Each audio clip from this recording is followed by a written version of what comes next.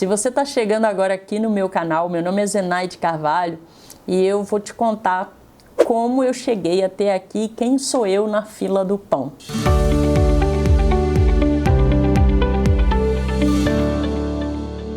Eu sou carioca, nasci numa favela no Rio de Janeiro e morei lá até meus 20 anos.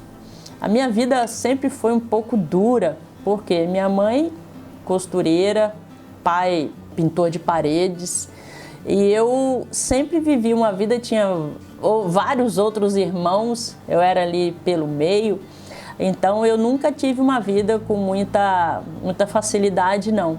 Tanto que quando eu era pequena, era na casa da vizinha que tinha televisão, que a gente ia lá começar a ver as novelas. Eu me lembro como se fosse hoje, lá na Copa de 70, que a gente assistia lá na vizinha. Mas eu acho que já nasci com espírito empreendedor. E esse espírito empreendedor é porque muitas vezes eu queria as coisas e não conseguia. Então, quando era pequena, talvez até os meus 10 anos de idade, lá na favela mesmo, eu morava numa rua que passava no final de semana, os homens passavam por lá para ir jogar futebol lá do outro lado da linha do trem. E aí eu pensei assim, né, na época, poxa, eu podia vender alguma coisa aqui, porque passa gente todo dia na minha porta. E aí eu pedi à minha mãe, e no final de semana minha mãe comprava linguiça, era churrasquinho, eu fiz churrasquinho de linguiça na porta da minha casa. Eu lembro que tinha um fogareirozinho daqueles bojudinho assim, e aí pegava graveto na rua para fazer ali o que seria a brasa, né? E os palitinhos para fazer o churrasquinho de linguiça. Então, no final de semana, de vez em quando eu vendia ali meu churrasquinho, devolvia o dinheiro da minha mãe, ela era minha investidora anjo, e eu, então, tinha essa vida, mas eu ajudei muito a fazer muita coisa na favela. Uma vez teve um incêndio lá, bem na frente, na minha rua, porque a gente falava rua, mas eram bequinhos, né? Então, bem nas casas da frente, assim, pegaram fogo, teve um incêndio, e eu me lembro que eu ajudei lá a construir o telhado de uma casa e ganhei depois um tênis na época, era bem adolescentezinha ainda.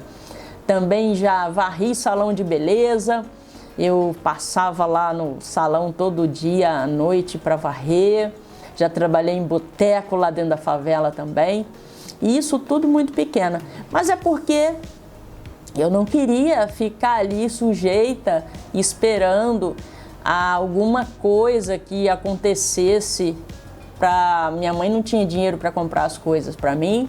Depois houve um período que, infelizmente, meu pai começou a virar alcoólatra.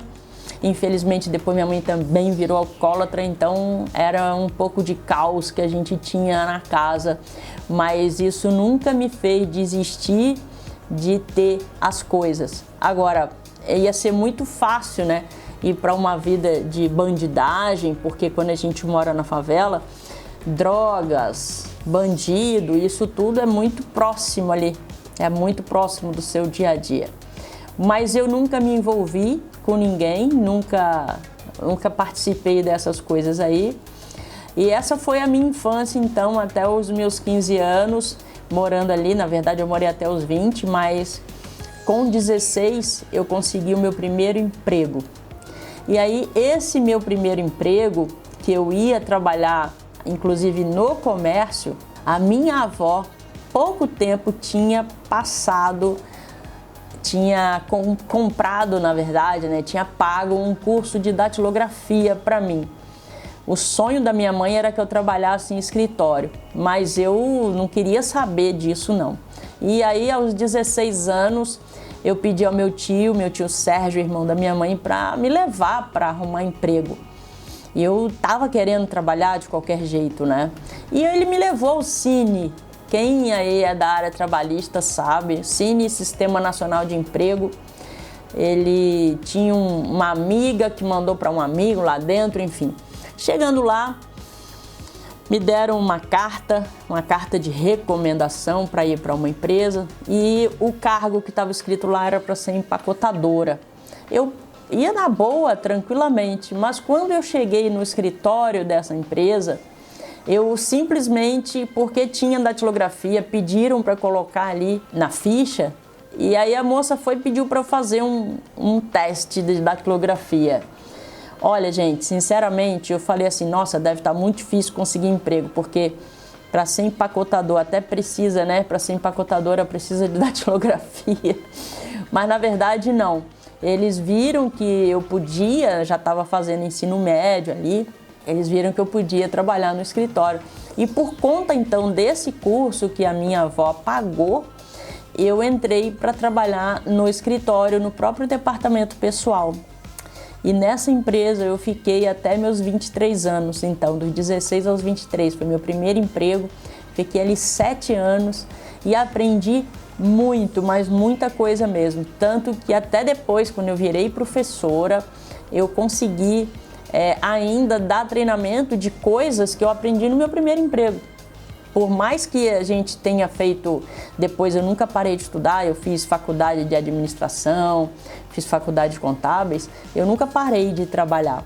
Então a verdade é que a gente vai aprendendo e vai ali absorvendo os conteúdos, mas aquilo que eu aprendi no primeiro emprego serviu bastante aí para minha carreira depois como professora. Esse vídeo já está ficando longo, então eu vou fazer um outro vídeo para dizer para vocês o que aconteceu depois dessa minha virada aí do primeiro emprego até chegar hoje a ser uma empreendedora digital. Bora lá para o próximo vídeo.